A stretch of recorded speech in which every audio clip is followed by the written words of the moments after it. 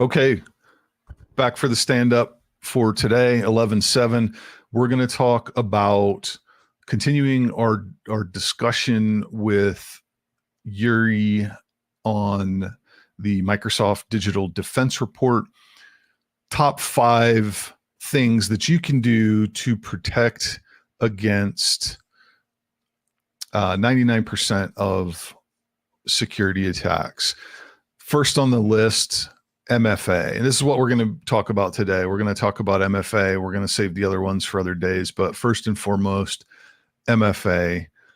Yuri, what does MFA do for us? Why is it on the top of the list? Yeah, so in this slide here, again, if you haven't had a chance to look at the report, this slide is very helpful. Microsoft calls out control number 1 is enable multi-factor authentication, right? And all of us have seen MFA in one way, one shape or another when we log into our bank accounts, or maybe if we're buying something on Amazon. It will send us a text code, an SMS text code. So basically what multi-factor authentication does is it proves that, it's one way to prove that you are who you say you are. So your username, your password, and password is something and MFA is something you are, biometrics, or something you have, whether that's your phone or an application on your phone that a code is sent to. But that's what multi-factor authentication is. It helps protect against things like credential theft, right? So a lot of users will reuse their passwords across, let's say, their social media account, and they'll use that same password in their corporate account. And so what ends up happening is that if a service or application gets compromised, let's just use LinkedIn as an example. LinkedIn was compromised, I believe, in 2014, and all of those credentials were leaked to the dark web. And then bad actors use those credentials to log in and test logging into actual corporate sites. So with multi-factor authentication enabled, you mitigate against those automated attacks. Any thoughts there, Brian? So you're saying I shouldn't use the same password for all my accounts? No, you absolutely should not use your same password. But it still happens. It happens frequently. And that's some advice I give to my family, right? My family and friends is don't use the same password. A separate topic for another day, but using password managers that can help auto-generate long and complex passwords in addition to using MFA is really good advice. I got to go change a few hundred passwords. I'll be right back. Yeah. No, I joking aside, I use a password manager personally. So I've got unique passwords for everything. But it brings up a good point that it's just another layer of defense. Obviously, you've got a layer which is don't use the same password for 2 different sites. But MFA comes in as a second layer to help prevent, because users are going to be users, and as a cybersecurity professional, you can't always control what your users do.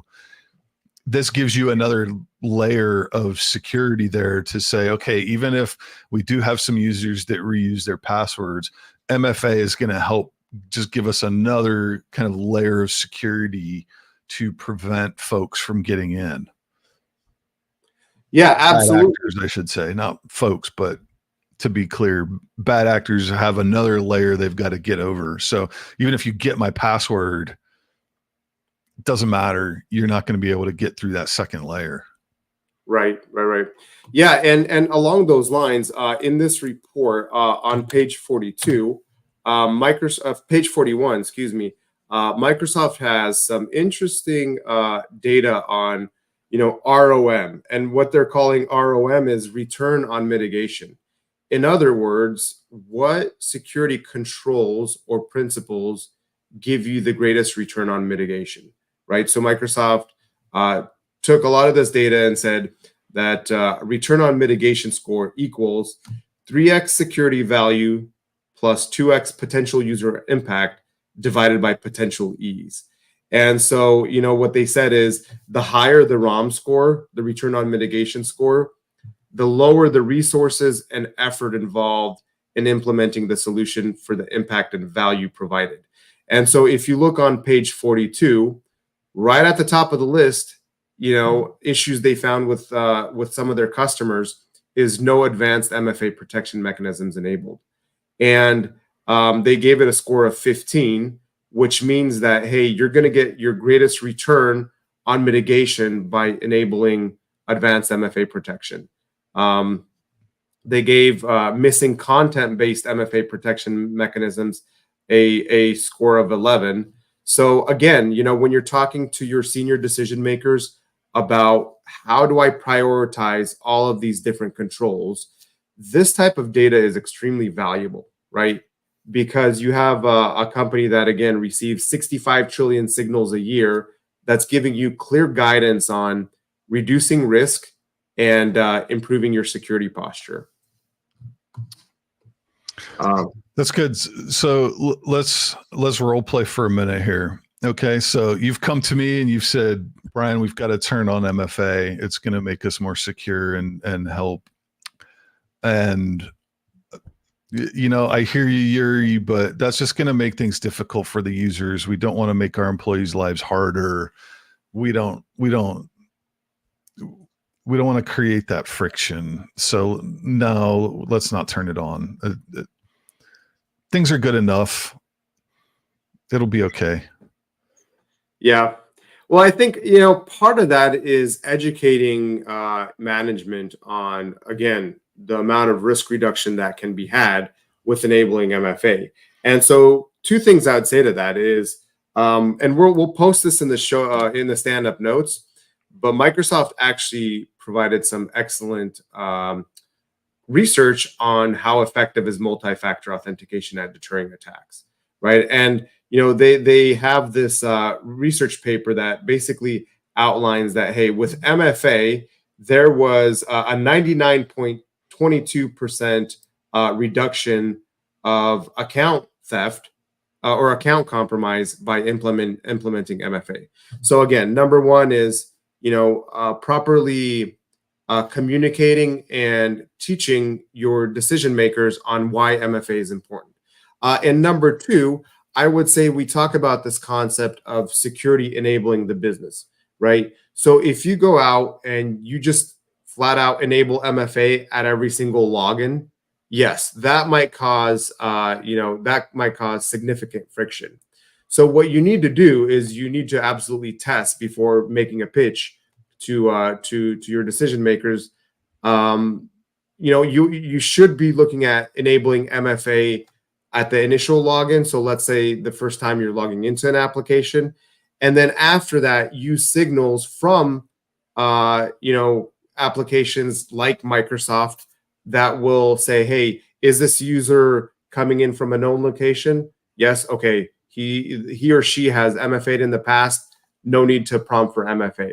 Now, let's just use you as an example, Brian. Let's say Monday you're logging into an application for the first time from Washington State. The application asks you to MFA one time, you MFA, and Tuesday, Wednesday, Thursday, you're coming in from the same location. Your password has not been found on the dark web. And all of a sudden, on Friday, the system sees that there's some logins coming in from across the ocean, right? North Korea or China or Iran, for instance.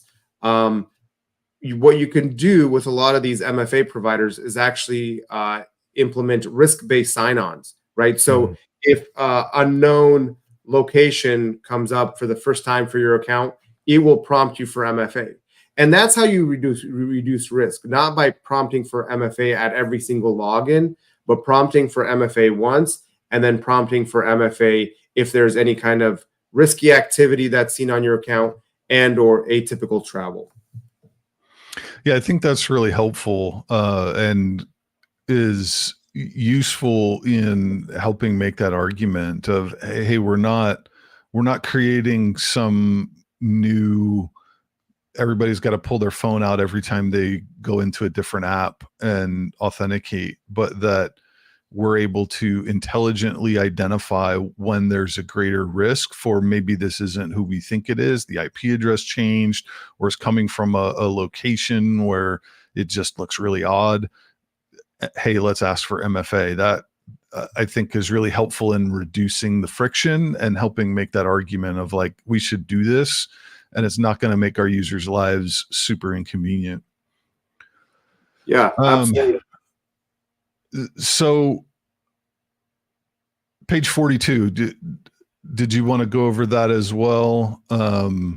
Anything else to highlight there before we wrap up for today? No, I mean, I think we've hit the first control, in the top 5 controls. I'll say MFA is kind of a Hall of Fame type of security control. Security professionals know about it. But one other thing I wanted to mention is that oftentimes organizations will implement MFA for their email, accounts, right? But you really need to look at the entire state of MFA implementation across your entire digital estate, right? So things like on-prem servers, right? If you're still using on-prem or even cloud servers, are those enforcing MFA?